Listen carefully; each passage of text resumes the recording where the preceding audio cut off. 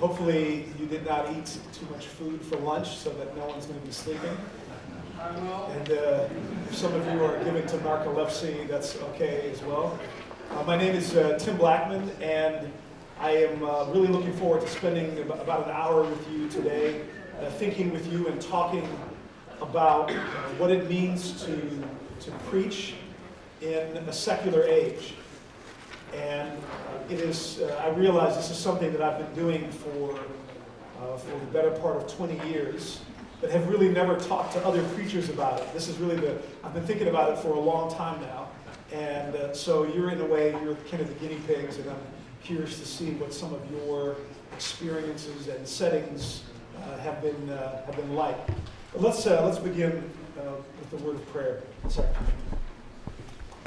Father in heaven, we thank you so much that you call us to become ambassadors of the gospel of grace. And you call us to all kinds of places where people do not yet know you or understand you or believe in you or even think it is plausible or likely or possible to have a relationship with you or to hear from you. And so we thank you for this awesome and solemn task that you give us. We need your grace for it. We need you to help us understand what it means to preach the good news of the resurrected Lord Jesus Christ. Help us this afternoon, we pray. Encourage us, renew us, and use this time, Lord, for the furthering of the gospel. In your name we pray. Amen. Well, this workshop is a brief field guide on how to or how not to preach in the secular age. I hope that we can get a feel for what it's like to share the gospel with people who have a completely different perspective on reality. I don't know where all of you are from, but I imagine that in your work you encounter lots of secular people. How many of you here would describe your ministry setting as a predominantly secular one? Raise your hand. Okay, it's kind of a trick question, because in a way, all of us should be raising our hands if we fully understand what we're dealing with. But so there's only just really a handful of you that very intentionally see your particular ministry setting as a secular one.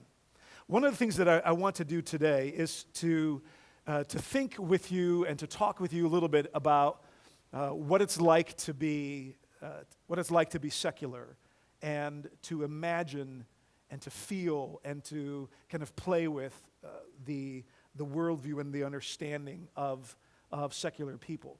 Of course, one of the biggest questions is for preachers is this: do you understand the context in which you proclaim the gospel?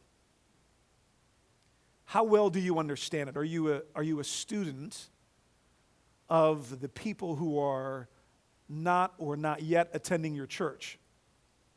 And that's a big part of the first project. And so here's one way that Leonora Tubbs Tisdale puts it. And this, I think, is true not only for a secular setting, but for just about any ministry setting.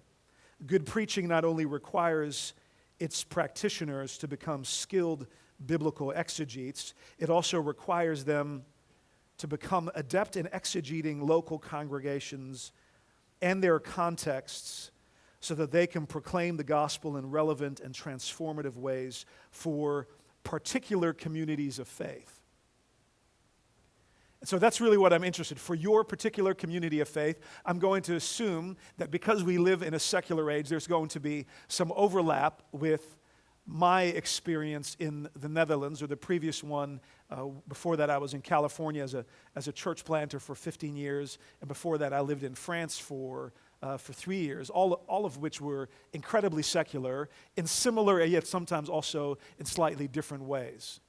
And so I imagine that when we compare notes to each other about the different signs and symbols of secularism in your setting, we would notice some similarities and we would notice some differences as well. I began to wrestle with why sometimes a sermon or a conversation about spirituality or the Christian faith was not landing or connecting. Have you ever had that sense where there is something that you find incredibly powerful and compelling and important, and the person you're talking to simply gives you blank stares? It does not connect.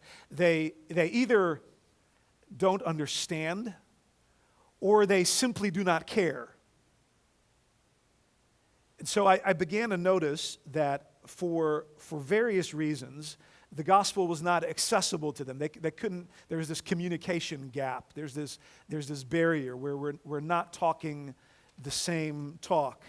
And I began to notice that people have very different takes on life, different ways of understanding life. You notice that with secular people, their questions aren't always our questions. The challenges that they're dealing with aren't necessarily the ones that we are focused on and are dealing with. So we have this communication breakdown. Well, I'm interested in the stories, the signs, the symbols, the verbal cues, the songs, the habits, the places, the publications of secular people. What do they think? What do they dream about? What do they long for? What do they hope for? What might their prayers look like? I mean, those kinds of things I find incredibly interesting. A couple of quick homiletical considerations that I think are very important, maybe some principles that I found helpful. One, you could call it an empathetic imagination. So it's this capacity to achieve a large measure of understanding of another person without necessarily having had their experience. I think that's an important skill for a minister. I don't assume that I fully know or understand what it is like to be truly and fully secular, but I want to try to understand. So that's I think one important principle. Here's another one, and for those of you who have gone to Calvin Seminary, and I'm not just trying to kiss up to Professor Bolt, who's here, but it's this idea of homiletical condescension. Not condescending in the sense that you're talking down to people. You could also call it homiletical accommodation. Not in the sense that you are accommodating the gospel of grace and trying to make it more palatable, but that you are trying to get down at the level where people are at so that you can make the gospel intelligible to them. So there's this, and this is a big theme, of course, in John Calvin, God's condescension down to us. It's just part of what the incarnation is about. Well, this is that homiletical move that tries to get down to the level of the person who is secular. For our workshop, we have about, I think we have an hour, and what I'd like to do is, first of all, I want to give you a couple of brief snapshots, some vignettes, as to where secularism shows up in my life and where I notice it. And I'm very curious as to, for some of you may have similar experiences as well. Then what I want to do is spend some time talking through some categories of secularism. And it will actually be helpful for me to know, how many of you have read Charles Taylor's book, The Secular Age? Okay, how many of you have read in it? How many of you own it? Every hand goes up. Okay, all right. And how many of you are familiar with Jamie Smith's book on secularism? Okay, all right, that's good to know. So most of you are not that familiar. So the second part, and actually we'll spend quite a bit of time on that, I'm making sure that we understand the proper categories, the nomenclature, the ideas that often go into understanding what secularism is about. And then what I want to do is give you just a whole bunch of examples of homiletical angles, ways that I might try to approach a sermon or an idea or a theological concept and try to wrestle, tease, provoke, cause questions in a particular sermon. I'll just give you a bunch of those, and I think that'll be fun to kind of compare notes on how this might actually show up in a particular sermon. But first, just a couple of examples as to what secular Holland looks like. So, for example, for a birthday party for our kids, I get invited to a trampoline park. And you have them here in Grand Rapids. There's Sky Zone. How many of you have ever been to Sky Zone? It's this big trampoline park. And here, it's usually in an industrial building. Well, that particular one is in a former Roman Catholic church. And so you walk in the Roman Catholic church, and there is wall-to-wall trampolines. There's no other purpose for this particular building anymore. And there's lots of churches like that are no longer being used for any religious reasons. On Sunday mornings, on my way to church very early, there is a radio show called Vroege Vogels. Let's all say that so we can get the Dutch out of the way. Vroege Vogels. Who knows what that means? Early birds. Okay, so this is at a time when historically in the Netherlands, there might have been a religious show, a religious radio show. But now it is a creational love fest for all things that have to do with birds. And it's, of course, a play on words. I don't have to explain that. Early birds, you get it. But it's the show about birds and where they're from and unique birds and bird watching and their sounds and tweets and chirps and all these things. And they are dealing with birds the way systematic theologians are known to parse categories. And there is this religious-like devotion to nature. And it's you get this sense in this radio show that the natural has replaced the supernatural. And it is good enough, and it is beautiful enough, and it is right enough. And people... it's interspersed, and it's a well-done show. It's interspersed with the most beautiful classical music. So it's this aesthetic creational love fest for all things creaturely. And it's on Sunday morning, and there is, of course, no single mention of God as the creator and author of it all. On Saturday evening, 2 weeks ago, I was invited by a friend of mine to go to a whiskey tasting festival. And it was also located at the Grote Kerk, the large cathedral downtown The Hague. And that church now is really only used as a conference center. And basically anyone who wants to rent that facility is able to rent it. So if you can pay the money. So like one weekend they'll have the whiskey festival, and the week after that they'll have a New Age festival. Then there is an adult, so a pornography conference, and with adult entertainment folks in the space of the church. And no one thinks anything of it. This is just a cultural artifact. It's another little vignette of life in the secular age.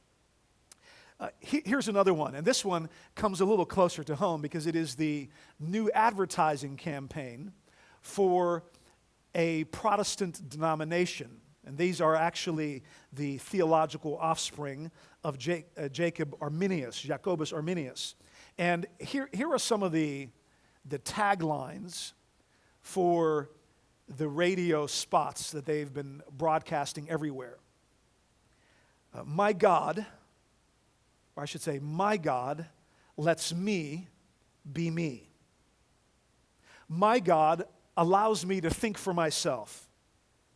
My God never forces me to do anything. My God doesn't do dogma. My God does not look down on me. And this one, and they've built a whole campaign about this, faith starts with you. Faith starts with you. And here's a little further explanation. I did some digging in their website. This is, we think faith starts with you, with your experience and your questions about it, with the people you meet and the conversation you have. If faith starts with you, then you really own it, and you are allowed to have your own opinions about it. You have freedom to discuss, and you don't have to believe everything. So this is how a Protestant denomination is profiling itself in the Netherlands. Last summer, I did a funeral for an elderly lady in our church. She was in her mid-80s. And like we have seen with a lot of the elderly people in our church, their children and their grandchildren no longer come. In fact, my mother is the only person who has grandchildren at our church. So they've all moved away, and neither her children nor her grandchildren have any use for church whatsoever. In fact, they don't even show up at Christmas and Easter because they cannot possibly be bothered with it. These folks, they don't believe in God. They don't believe in the supernatural world. They don't believe in anything floaty or vague or anything remotely supernatural. Now, the grandmother was a faithful member of our church. She loved the scriptures. She had been in this church for 40 years, had been singing hymns and saying prayers for decades. And then it was time to do her funeral. And the family was, I want to say they were polite. They weren't even polite. They basically treated me as a nuisance. They saw no possible reason that I needed to be in any way involved in the planning of this funeral. How many of you have ever been in a situation like that? Okay. And so there's this disheartening moment when the casket is basically being, it goes to this door. It was a cremation. And the music that's playing is Que Sera Sera. And I think that's like I think that's Dorothy Day. It's like from Alfred Hitchcock movie, right? Doris Day. There you go, not Dorothy Day. And so it's case where whatever will be will be.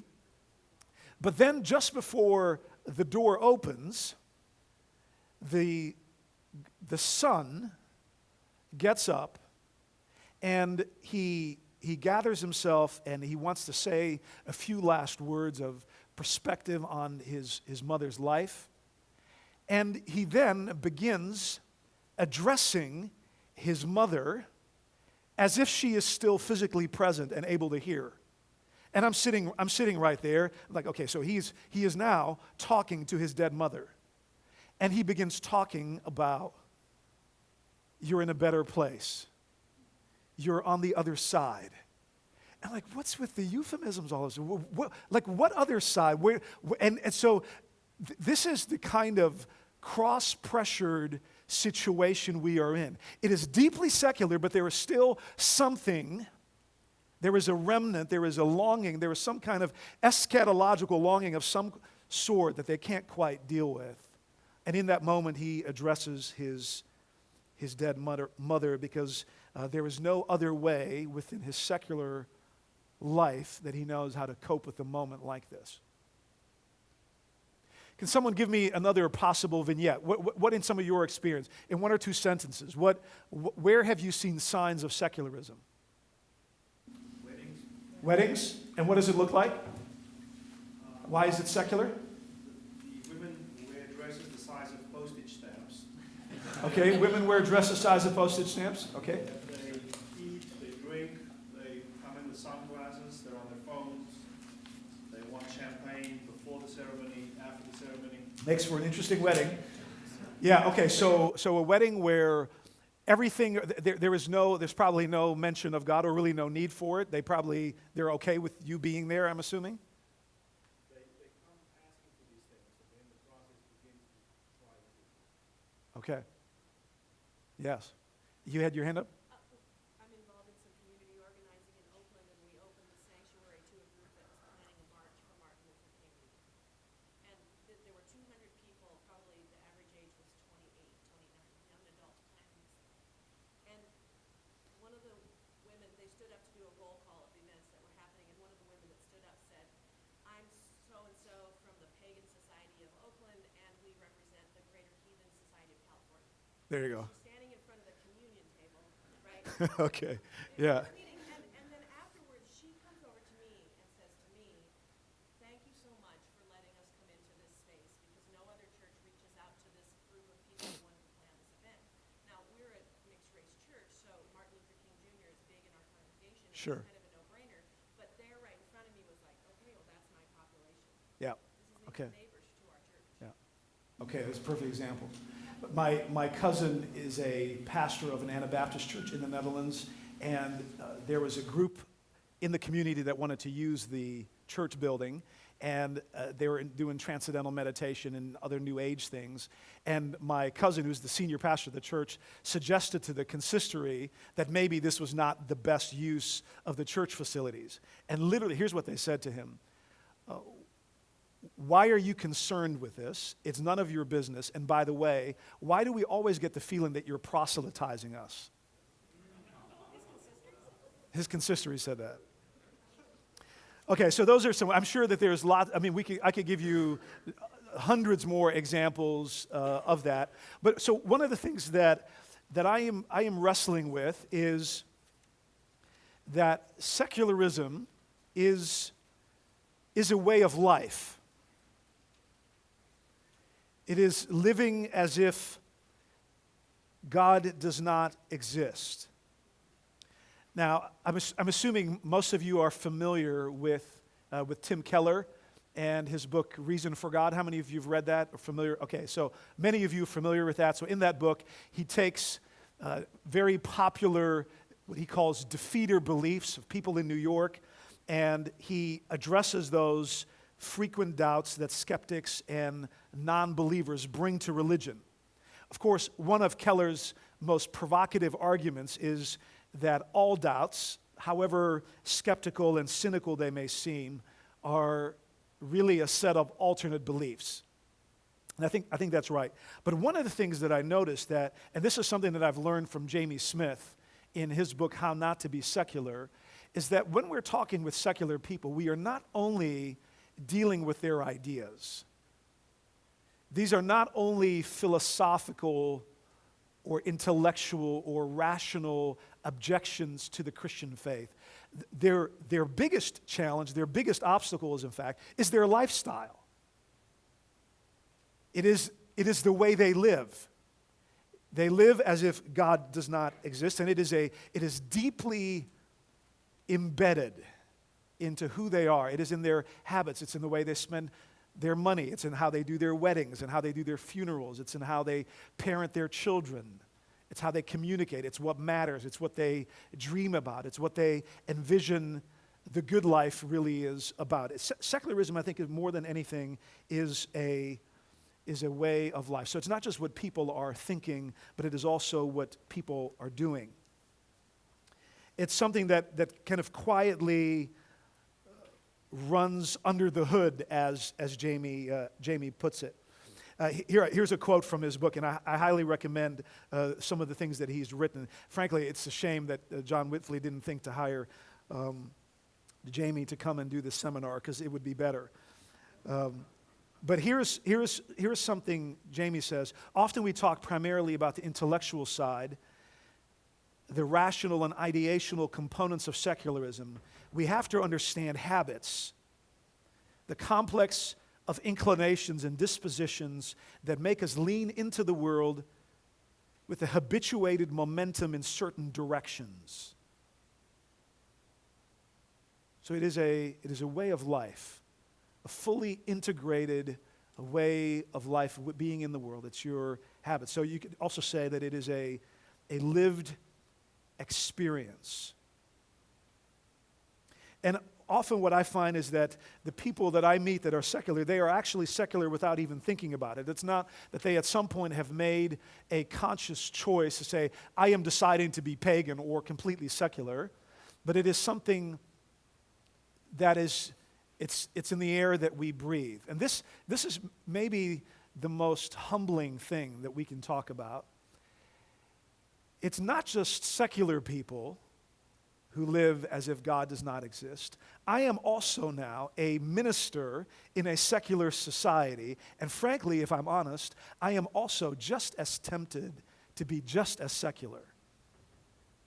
Because constantly I am fighting this urge to live as if God is not real and powerful and supernatural and almighty.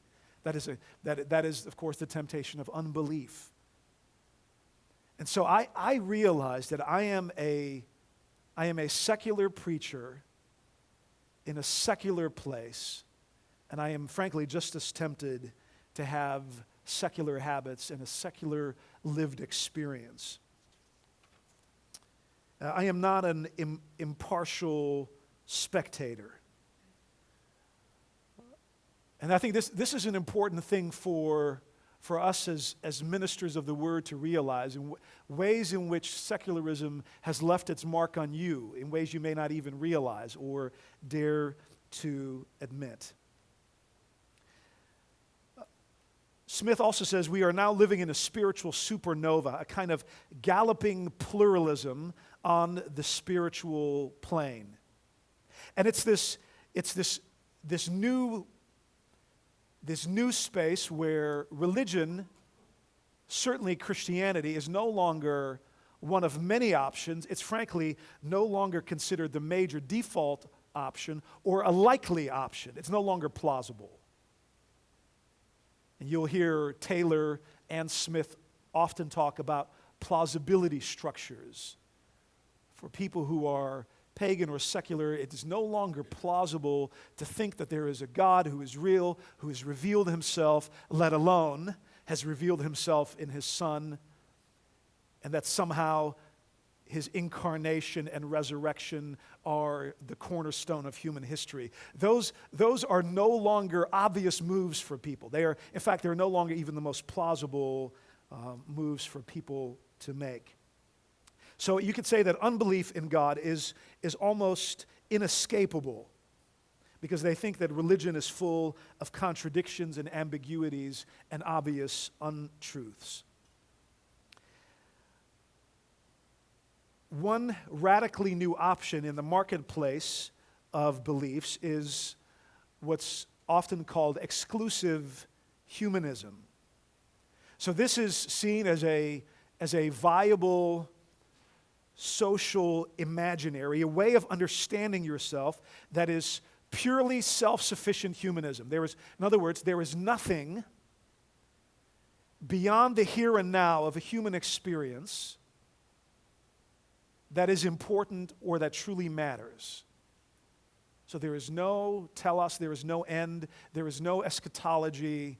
No, it is just about the here and now. There are no final goals of human flourishing, simply beyond what you can experience in the here and now. And I think that exclusive humanism feels like a radical new option.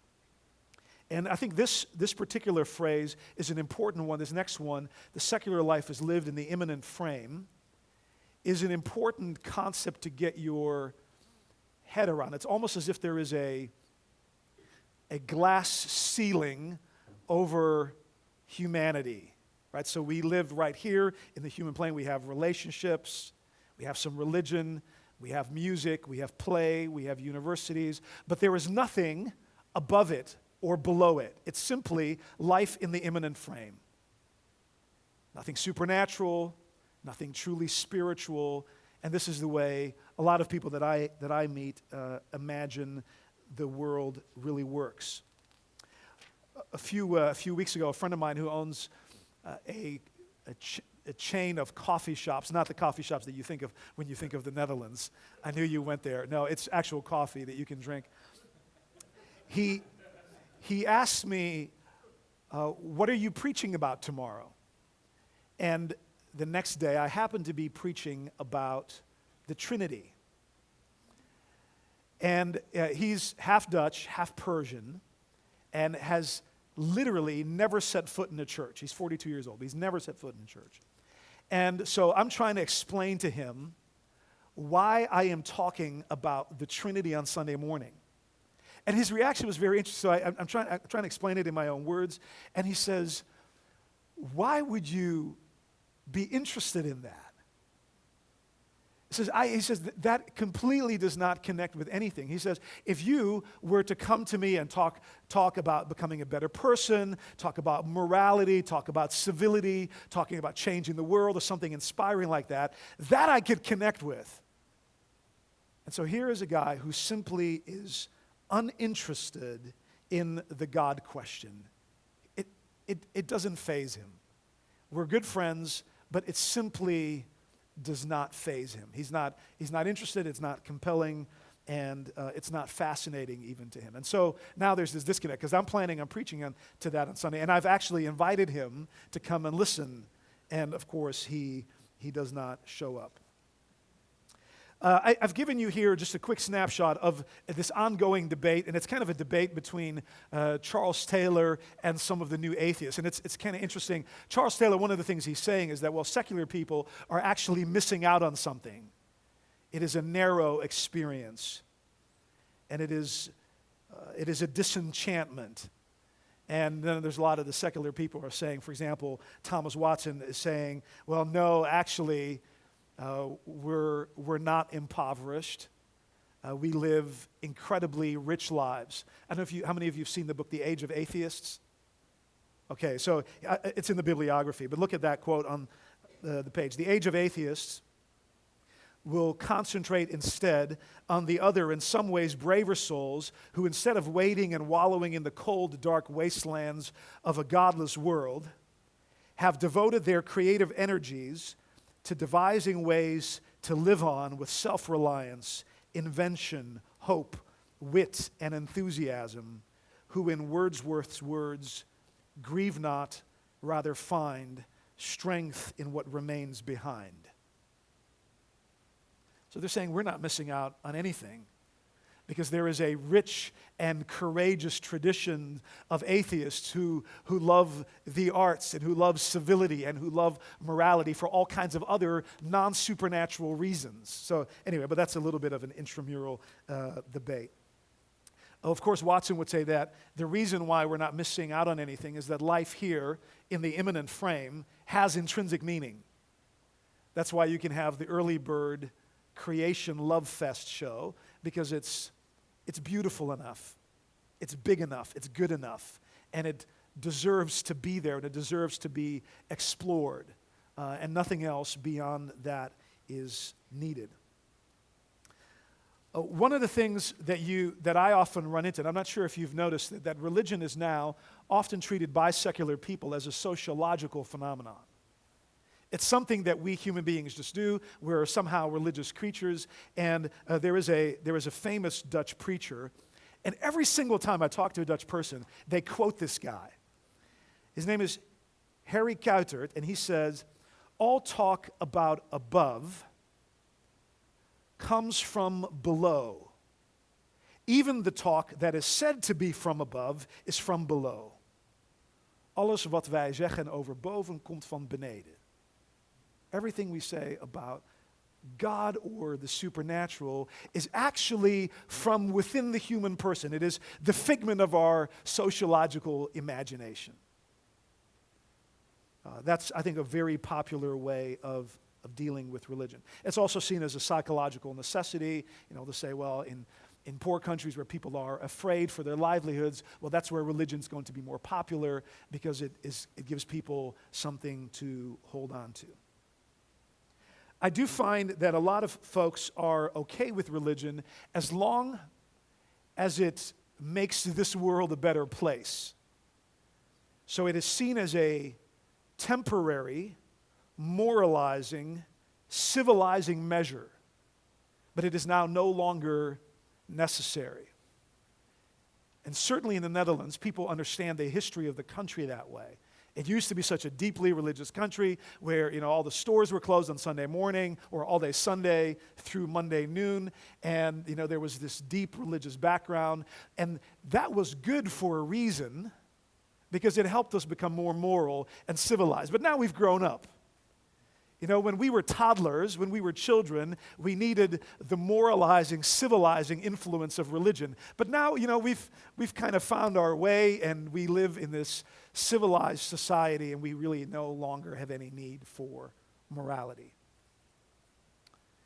Well, I could go on. There's lots of other examples, but I want to jump ahead a little bit and give a couple of examples in the time that we have remaining.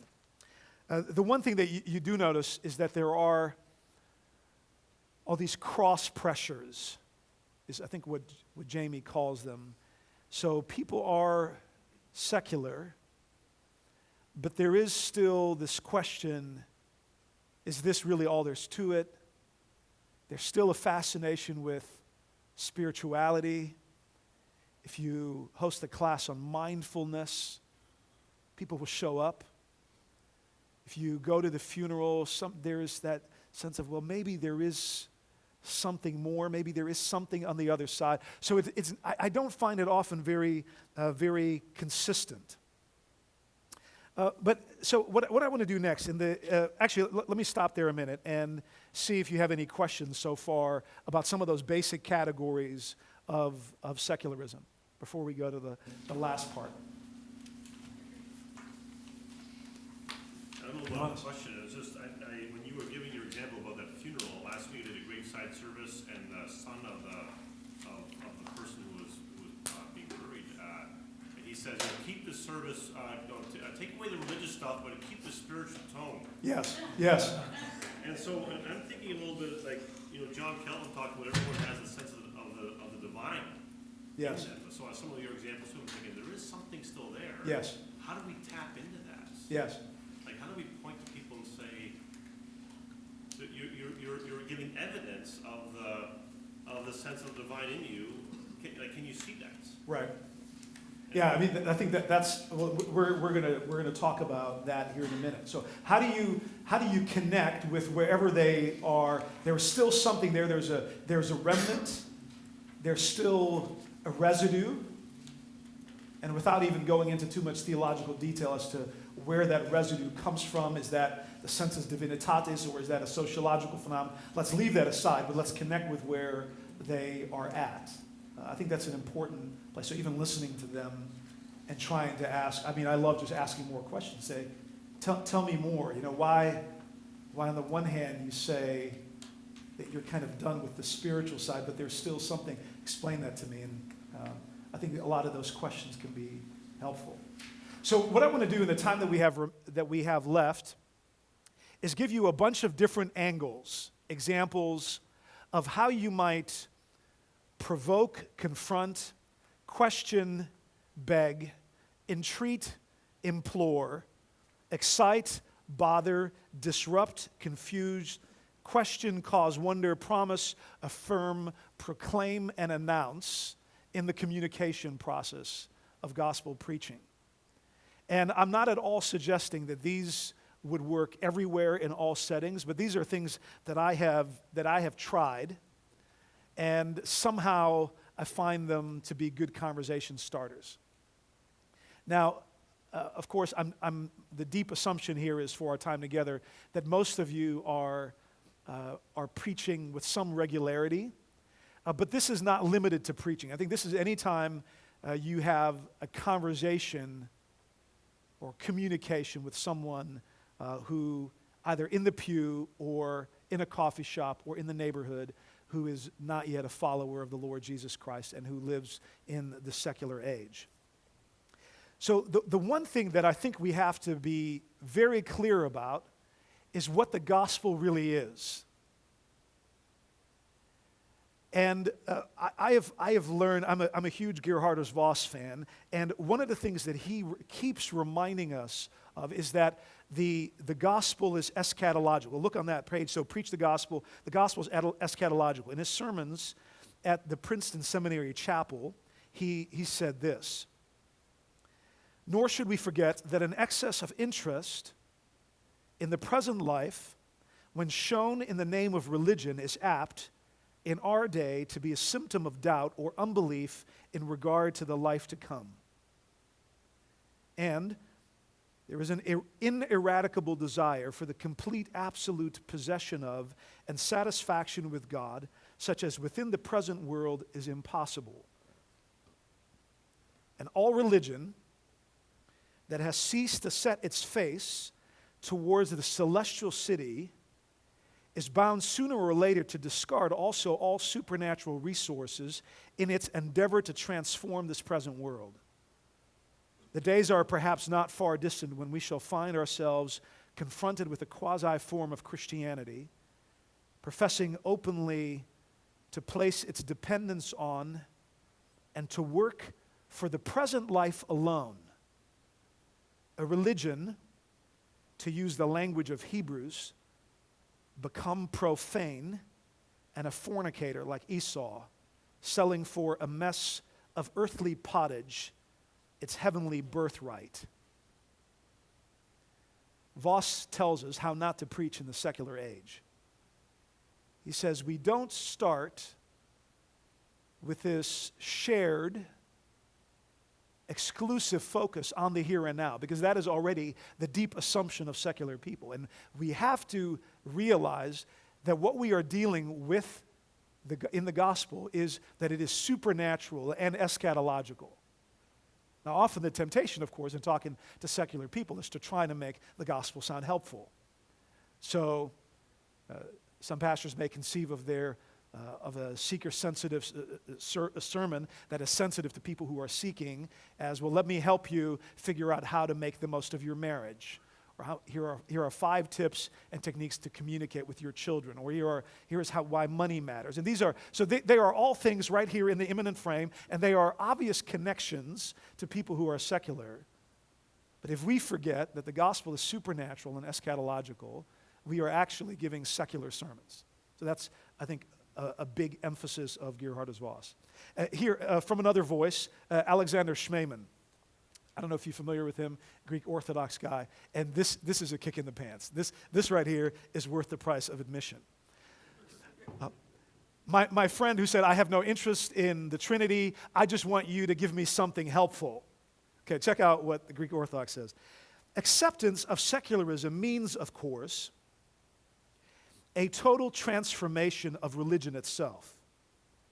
It may keep all its traditional forms, but inside it is simply a different religion.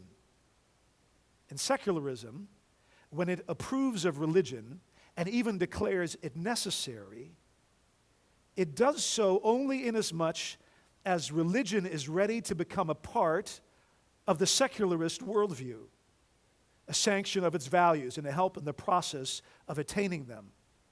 No other word, indeed, is used more often by secularism in reference to religion than the word help.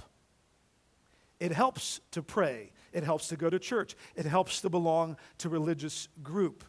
And I don't care what it may be said, President Eisenhower, who can be considered as truly the icon of a religious secularist, it helps, in short, to have religion. And since religion helps, since it is such a useful factor in life, it must in turn be helped. Hence the tremendous success of religion in America, attested by all statistics. Secularism accepts religion, but on its own secularistic terms, assigns religion a function, and provided religion accepts this function, it covers it with wealth, honor, and prestige. So religion will have wealth, honor, and prestige as long as it proves to be helpful to your life in the immanent frame. Are you with me? Okay, so I had 9,000 words planned, and we're only going to get to like a third of it. Let me give you another angle. One thing that I find resonates tremendously with people is this idea of keeping score. I don't know if you've noticed how in schools we keep score, who's got the best grades. In sports, we keep score. Who jumps the highest, who runs the fastest, who's got the best time, who's got the best record. In your cul-de-sacs in suburban West Michigan, you keep score. Who's got the nicest house, the nicest car, the prettiest wife. I mean, there's all these different ways that we keep score. And I have found that to be incredibly exhausting for secular people. It's exhausting for all people, actually. And so there's this constant need to prove yourself, to show that you actually have what it takes. So people feel pressure. Let's say if your wife is a gourmet cook, and my wife now comes over for dinner at your house, she feels some pressure because your home is perfect and the smorgasbord of food is delectable and amazing. And somehow, on the heart, it feels like pressure. It's intended to be hospitality, but on the heart, it feels like pressure. You know what I'm talking about? It's the same pressure that you feel when you play the piano in front of your music teacher, or you give a seminar on secularism in front of your systematics professor,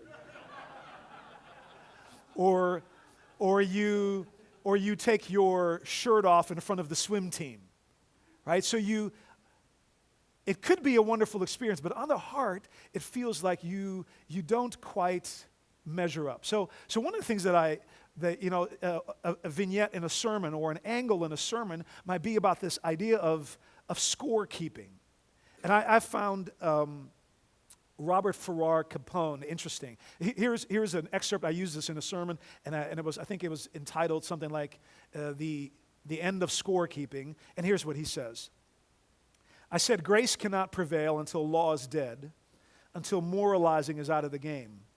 The precise phrase should be, until our fatal love affair with the law is over. And there he means the fatal love affair with proving that your house is as nice as it should be, that your body, your skills, your money, your car lives up to some kind of standard. So it's this fatal love affair until it is over, until finally and for good, our lifelong certainty that someone is keeping score has run out of steam and collapsed. Okay, so now that dog will hunt. Because you are giving people permission to stop keeping score. So what if no one is keeping score? What if there is no one with a scorecard? What if there is no one keeping track of what you are doing, and you have already before, while we were still sinners, we have been loved with an everlasting love. And so that becomes, I found that to be a helpful angle. I'm going to skip over some of these, and we're not going to get to all of these. Let me show you another one. This one is fun, especially in The Hague, where if I use words like total depravity and sin are seen as morose and dark and unnecessary and puritanical. So on the Preach on Human Sinfulness, here's another little angle. And I got this from Francis Spufford. How many of you are familiar with Francis Spufford? Okay, just a few. Okay, so go to the store and buy it. I think they have it at the bookstore. He is sometimes called the new C.S. Lewis of the new generation. He's a Brit, and he's written this really saucy apologetic for Christianity. And he has a chapter on there called HPT-FTU, which is short. It's an acronym for the human propensity to mess things up. And for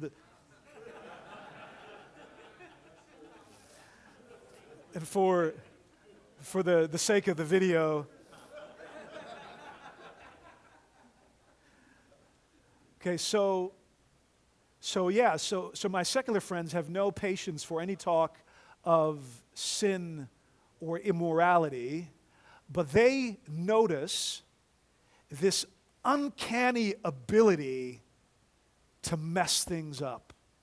We have this human propensity to mess things up. We take perfectly good marriages and we mess them up. We take perfectly good schools and we mess them up. We have perfectly good childhoods and we mess. What is it about the human condition that does that? And then people begin to recognize, well, yeah, I too am suffering from HPT, FTU. The human propensity to mess things up. Of course, Luther would, in his, Luther talks about preaching the gospel and preaching law. You can use something like that to essentially preach law. And you can bring the conviction of sinfulness and brokenness and culpable shalom breaking to bear on secular people. And at least you can get some sense of agreement that we are indeed prone to mess things up. Let me just give you, so another one you could do is to preach on the power of self-deception. In the bibliography, I have some books listed there. They're actually from the social sciences. One of them is called You're Not as Smart as You Think You Are, and the other one is We Learn Nothing. So part of the secular worldview, of course, is that we are actually bright. We have the ability to make lots of great decisions and to have choices and to choose a life for ourselves. Well, now a lot of the social scientists are saying, well, maybe that's actually not true. We're not as smart as we think we are. And in that book by that title, We Learn Nothing, it's the story of a guy who has this near-death experience. I think he gets stabbed somewhere in Thailand. He almost dies. And his whole essay is about how he's actually proven this uncanny ability to learn absolutely nothing from this near-death experience. No, we're not quite as smart as we think we are, and we are prone to self-deception. And it becomes this possible gateway to say, well, what if that's true, then maybe also these other things might be true as well. So I like to provoke or frustrate. You can preach the death of death, or preach the doubt of doubt. So don't believe everything you feel, or don't believe everything you think. And another angle, and this is very much where our particular congregation is at. So I'm in a church where most folks move to the Netherlands because they've been offered a job either with the tribunal, so there's a war crimes tribunal, or there's the Organization Against the Proliferation of Chemical Weapons, or there's NATO, so there's spies, there's shell folks. And 83% of them have a master's degree or higher in our congregation. They are smart, they are bright, they are global nomads, they understand the way the world works. And they are usually at the pinnacle of their career when they come to our particular congregation. A helpful angle is through Karl Rahner, who talks about the insufficiency of everything attainable. He says, in the torment of the insufficiency of everything attainable, we come to understand that here, in this life, all symphonies remain unfinished. So yes, you can reach the pinnacle of your career. You can be a judge, you can be a prosecutor, you could be a counterintelligence officer. You can reach the zenith of your career, and then what? You have the perfect family. Your children are, trilingual. They are well-traveled, and they have seen everything. They've lived in 5 different places, and you find out the insufficiency of everything attainable. So this is the gospel for winners.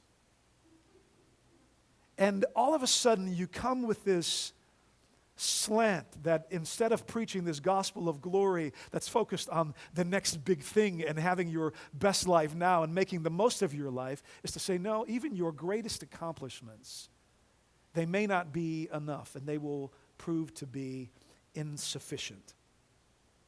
So preach law, preach gospel, provoke, frustrate, question, tease, bother. And, I've got enough material for like a whole semester course class. Comments, I think we've got about 8 minutes or so. Comments or questions, okay, a bunch of hands are up. And if you would be so kind to speak your question loudly, over here, yes. Yeah, I went to a college that a few years ago was famous because it was rated by the Princeton Review as being the most godless school in America. Okay. Those are my credentials. Okay. And my first two quick comments. My first is that it was there that I decided to pursue a path of ministry. So I think it's a mistake to go into these contexts and assume that God is not working there in a very lively way. Right. The second thing that I would say, just a respectful disagreement in the term secular, because my worry about it is that it lumps a large group of people with very different experiences. For sure, that's intended, yeah. Category. And I know from my relationships with a lot of people at this college that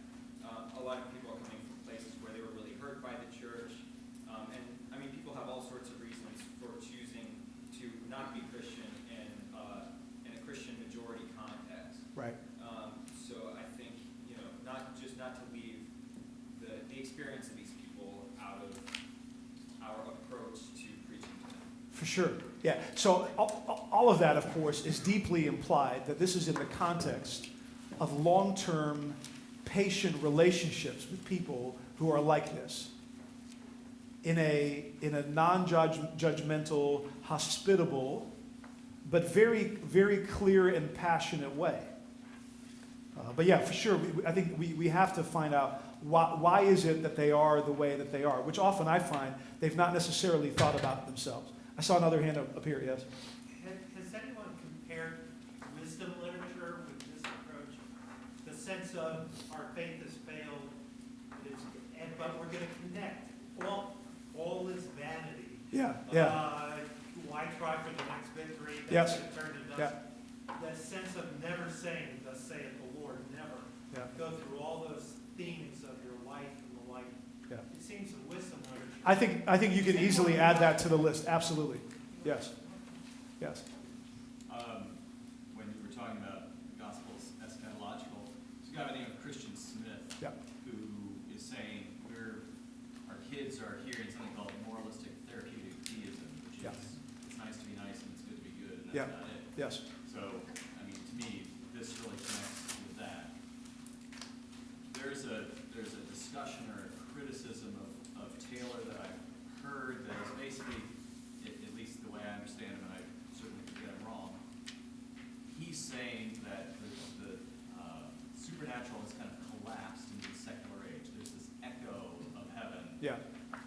but the church has got the same problem. Yes. That it's impossible for the church to be truly what it used to be and what it used to believe. Yeah. I'm not sure what to make of that. Right. I'm not either. So I don't know if you could all, I don't know if you could all hear this. So the first part was about Christian Smith, who talks about how the version often of religion, which is, I think, popular inside the church and also with secular people, is moralistic, therapeutic deism. Of course, you saw that in the earlier discussion, all of that is deeply implied, what I shared. And then also there's discussion of Taylor that there is still this residue of heaven, and the church doesn't quite know what to do with that in the secular age. Well, Yeah. the church isn't equipped with the supernatural tools it once had, because it's just Right. and It's just as secular as the culture. the culture. Yes. This also sort of implies that you're actually going to have secular people in your sanctuary. And I'm thinking about, I'm sort of thinking about this now, trying to shift this into an outreach conversation. Yes. Out at something or other and having, you're a pastor, that question, like, what does that mean? Yeah. In California, that's a question, like, what is that? Right. You know? Yeah, so this assumes that secular people would come into the church. Most of these vignettes, for me, have started as a church planner outside the church. So these are conversations that begin at Starbucks. But this is, I think, what Keller has done that is, I think, is very important. In virtually every sermon, there is one, sometimes it's small, sometimes it's pretty prominent, one angle that would connect with people who are not believing or who haven't all figured out, who don't necessarily agree with everything. Just his whole thing. Yeah. And so I think what that does, it allows my unchurched friends who come in to say, there's something here for me to think about. And I think perhaps even more importantly, it says to the believing folks, to the members of my church, when I bring my unchurched friend to this church, I can trust that there will be something of value, there will be something intelligible here. And I think that move, even if, and some of you may live in a Christian bubble, and you are convinced that there is not a single secular person in your church, even by beginning this conversation and showing them what it's like to have the conversation, it allows them to say, well, maybe one day I will bring my neighbor to church for the conversation. But my assumption is that you are also in the process of equipping them to already have the conversations in the context of hospitable and life-giving relationships. Yeah. Yes? I'm in a book club with secular people. It's 4 years, and we're medical professionals. We just enjoy it. And we have each other's trust. And one thing that's been helpful is, as I was reading some of Smith's books, one of our books was Murder in Amsterdam. Are you familiar with it? I am not. It's Murder of Theo Van Gogh. Yeah. And it's just the category of hyper-secularism versus secularism, making that distinction. In other words, we're all secular to a degree, and you acknowledged it. Yeah. But if you take it to the next level, well, that is everything. I'm just like, I'm all about the environment as my God. Yeah. This is my God. And you can only think one thing on all these major topics. And then you look at that book, and you look at Ayaan Hirsi Ali. Yeah. How, people in the Netherlands don't generally like her. She's secular. Yeah. But people in the Netherlands a lot of times are hyper-secular. Yeah. We're running into that hyper-secular versus secular. I think that's a distinction that my secular friend understood. Yeah. That if we take it to that level, we've had secularism for a long time, but it's hyper-secularism. That's another level, and there's a dissonance there. How do you handle intolerance and stuff like that? So for the sake of the recording, the difference between regular secularism and hyper-secularism, secularism on steroids, based on the murder in Amsterdam book. I mean, I think that's also, that shows up in your relationship, right? You'll notice what kind of secular person you're dealing with, and that, I think, adjusts your approach. And I find with most of the folks that I talk to that are not believers, which is all the time, every week, it takes years. I used to think, as a church planter, I could have one conversation with someone at a coffee shop, and they can go from being highly secular to secular, and the next one they go from being secular. And it's like, no, this reflects sometimes decades long of patient, painstaking work and conversations with them. Yeah. I saw another hand somewhere up here. Yeah. I just got an observation on when you're talking about the exclusivity of humanity. Yes, exclusive humanism. Yeah, thank you. Of course, it shows up. I'm a big movie fan, but it shows up in movies all the time. But one movie in particular, for those who like these types, Wrath of the Titans. Okay. Where in the end, the Titans are killed, the gods are dead, and all that remains is human beings. Okay. Yeah. I've not seen it, but played it out sounds great, pretty great cinematic tradition. So the Wrath of the Titans would make me go in a fetal position.